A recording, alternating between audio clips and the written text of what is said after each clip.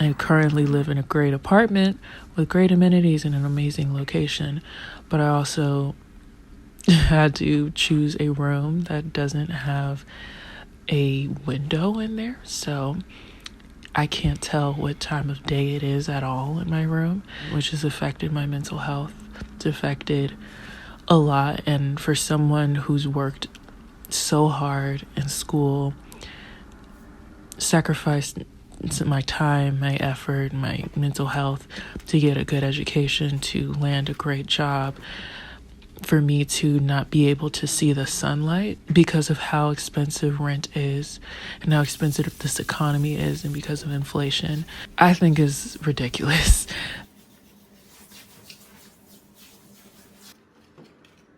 I am grateful to say that I do have a pretty decent job as an engineer, which is something I worked very, very hard for, but sometimes I ask myself at what cost. I am in massive student loan debt, and the cost of living in Virginia is ridiculous.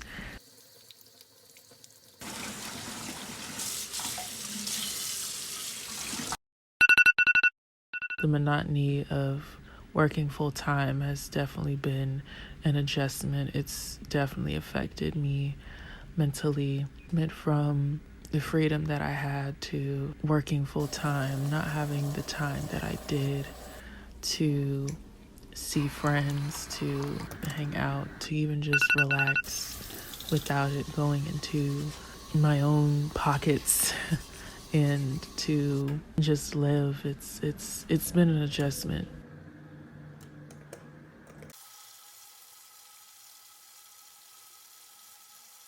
I sacrificed those dreams that I had when I was once a kid to live a life that I thought I wanted, that now I don't even know if I can afford. It gets to me sometimes. It can feel hopeless sometimes. Sometimes I'm afraid that I'll have to give up even more just to survive still. And I hate that I feel like I'm in a survival mode, because I don't want to continue to live like this. I don't think I should. I don't think anyone should have to constantly be in survival mode to ask for the bare necessities for them to live.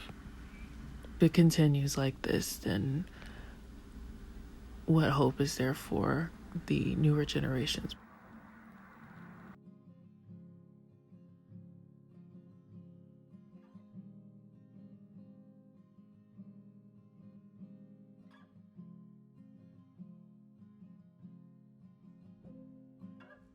My American dream is one where we'll really mean it when we say that everybody deserves a fighting chance at a good life. And not even just mean it, but actually be willing to do something about it.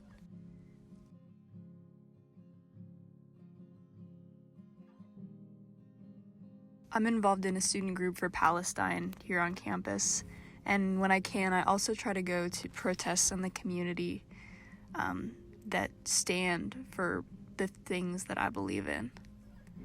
So I think maybe the most important thing for me that really is a reason why I do what I can do and try and be involved is that we so often learn in our history classes about these just unspeakable horrors that have happened in humanity.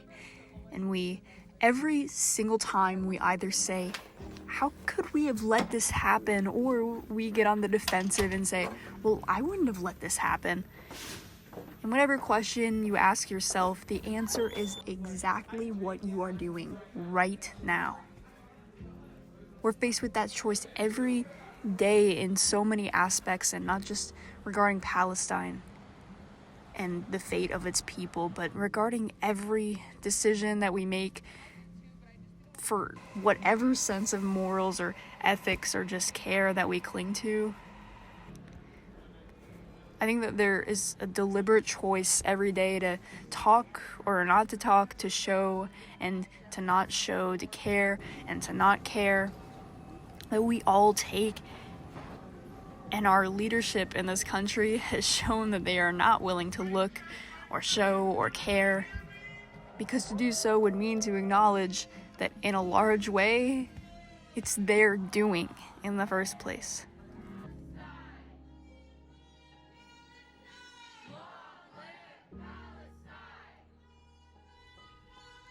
So, as far as if we can actually do something about it, well, I can't do something, and you can't do something.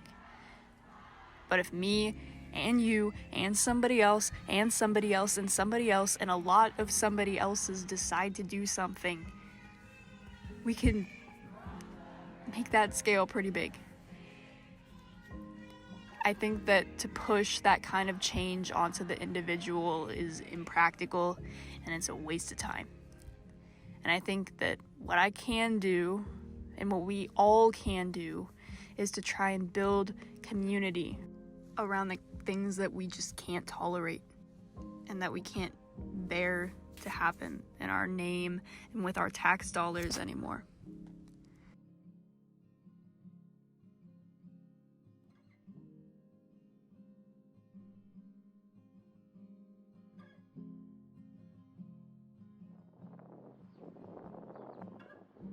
My American dream is to live in a world where I don't have to explain why I'm an American. As a Taiwanese American, I think being a minority in America is fundamentally a surreal state of experience because you're always caught at this crossroads where you're expected to behave a certain way, but you're also expected to have originated from elsewhere, that you can never just be from the US. And I think my ideal American experience was just to be able to walk around and just feel like I'm a part of where I am.